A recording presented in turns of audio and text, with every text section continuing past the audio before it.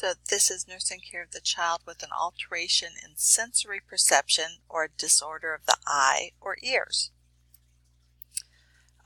So let's first talk about the differences between kids and adults. With the eyes, kids' visual acuity is not as good as an adult until they're about 7 years of age.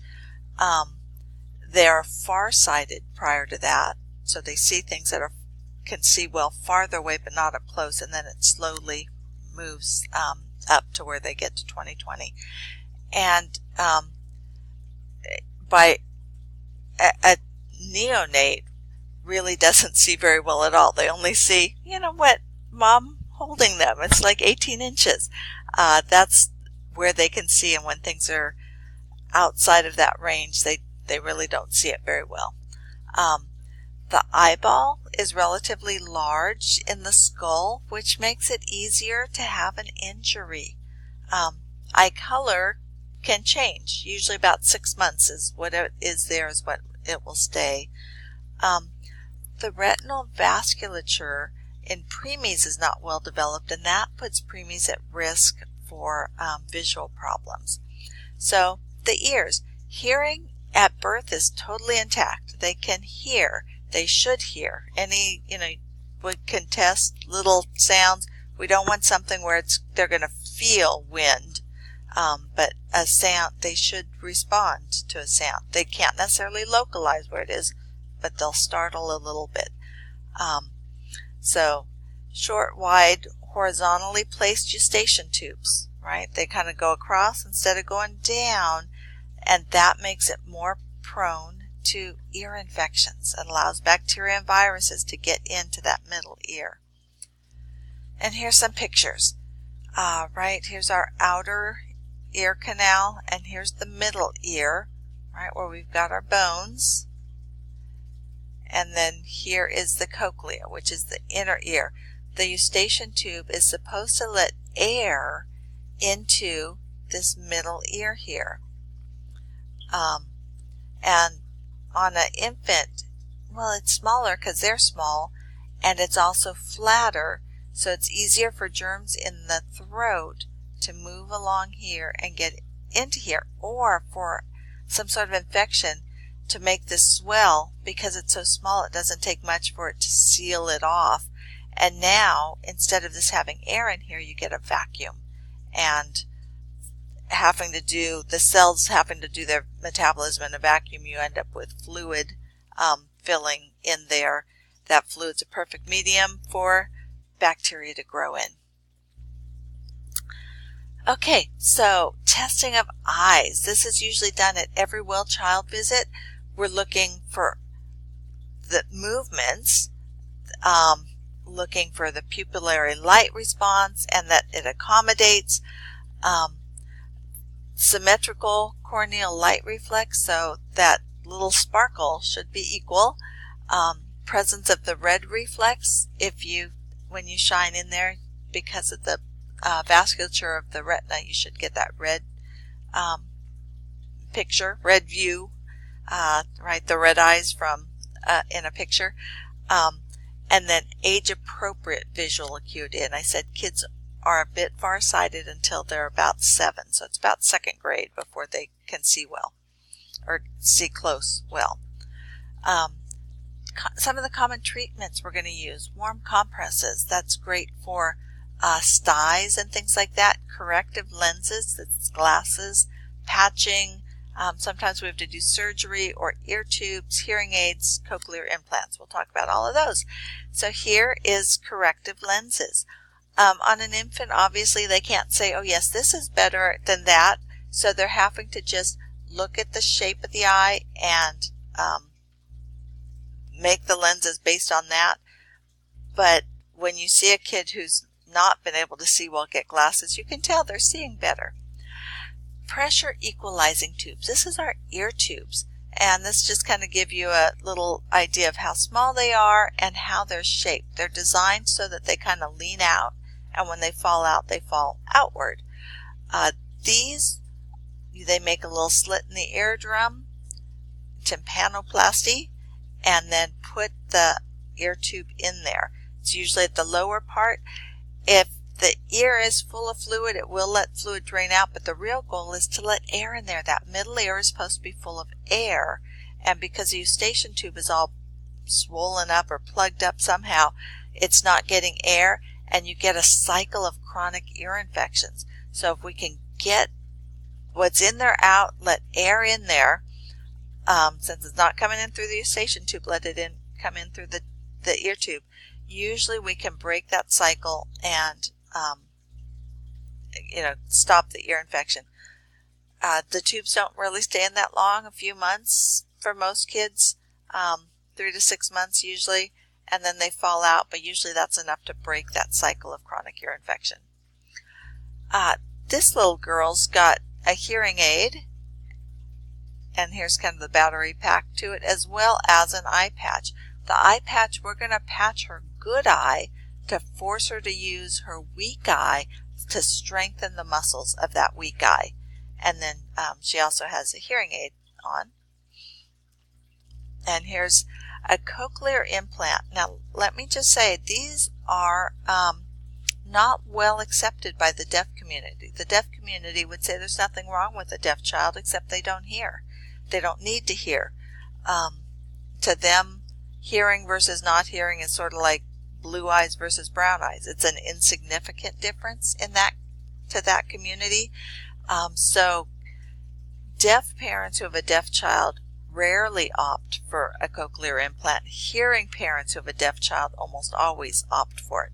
So it makes this cochlea in here is where sound is then sent up the nerves to the brain for processing, for understanding it. So it kind of is an artificial cochlea.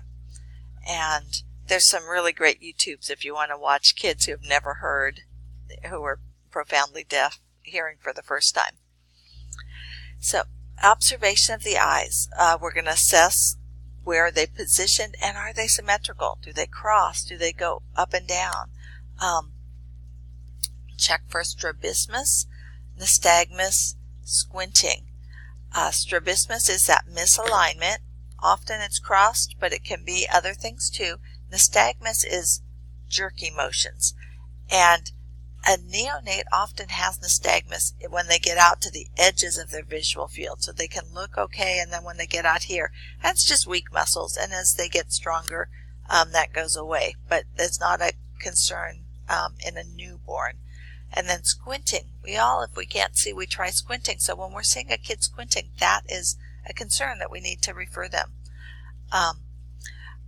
Do they squeeze one eye? Do they have one drooping eyelid? Ptosis. And then look, are the eyes equal? The slant of the eyes, epicanthal folds, is it all equal? Is there any edema? The sclera should be white, and there are some disorders that change that color. So what color is the sclera? Is there any discharge? Tearing. Often infants get plugged tear ducts, so they also don't make tears, so maybe that doesn't work at that age. But is there any problem with the tear duct?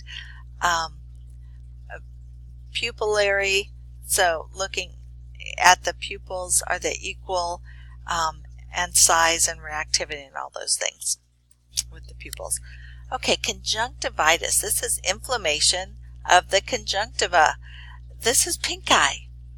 Our concern is bacterial pink eye, and I would say for kids, doesn't really matter how it starts. They get something, they have an allergy or an allergic response, or they get some sand or something in their eye, and they take their very dirty hands and rub it.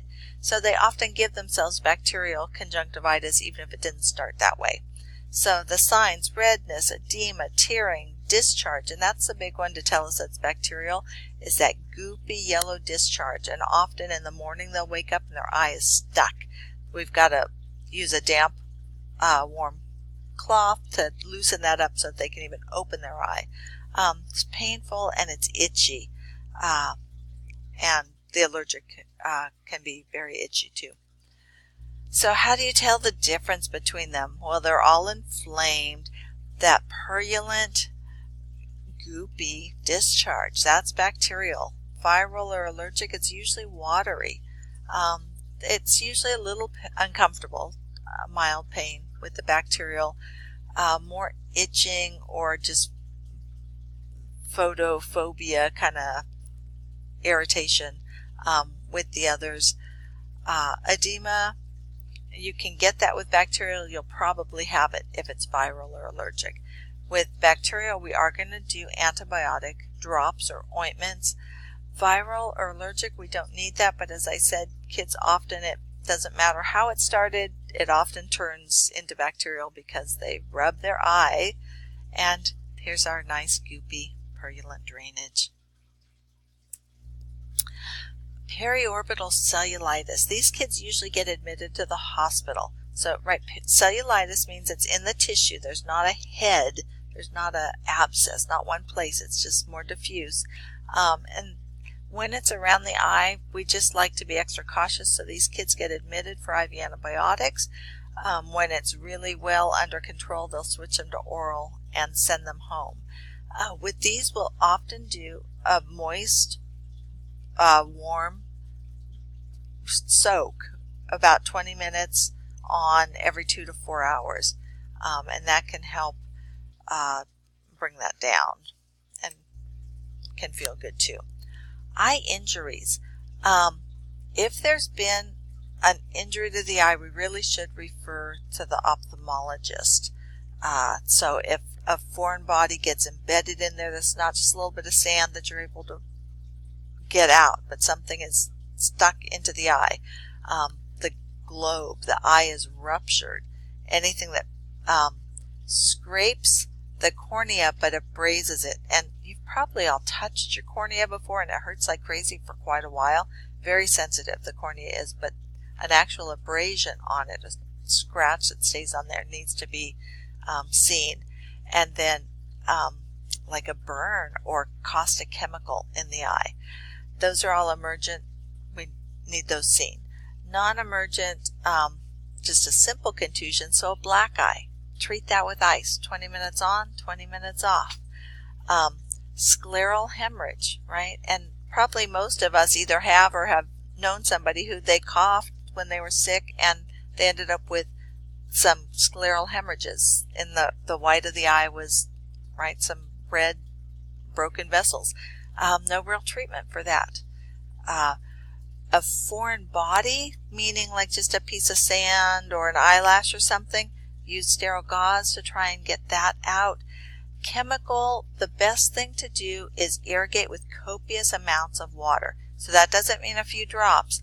That means, like if you're at the hospital, they have an eye wash station that sprays into your eye, and they say to do that for up to 15 minutes. So copious amounts of water to wash it out. Okay, so testing the eyes and ears should be done at every physical assessment. Audiometry is, right, that's where they do the little sound in your ear and you raise your hand. Tympanometry, we're looking at how the eardrum can move. So how stiff is the eardrum? And if it's all full of purulent fluid inside that middle ear, it doesn't have much movement, where when it's air, it does. Whisper tests, can they hear something soft? And then if there is any drainage or discharge, culturing that. External ear, with the otoscope, notice if there's wax, right? That's, they say, the bane of pediatricians is earwax. Is there any discharge, inflammation, or something foreign in the ear? Kids are notorious for putting weird things in weird places, so beans, buttons, things like that. And then visualize the tympanic membrane. It should have this nice light reflex, so it kind of bounces back, and they say it's pearly white. There shouldn't be perforations, tears, or scars in it. If you can see fluid behind it, the tympanic membrane's super thin, so you can actually see through it and see the bones behind it and see if there's fluid behind that. And then that pneumatic, that's what I was saying, where you do a little puff of air to see how it moves.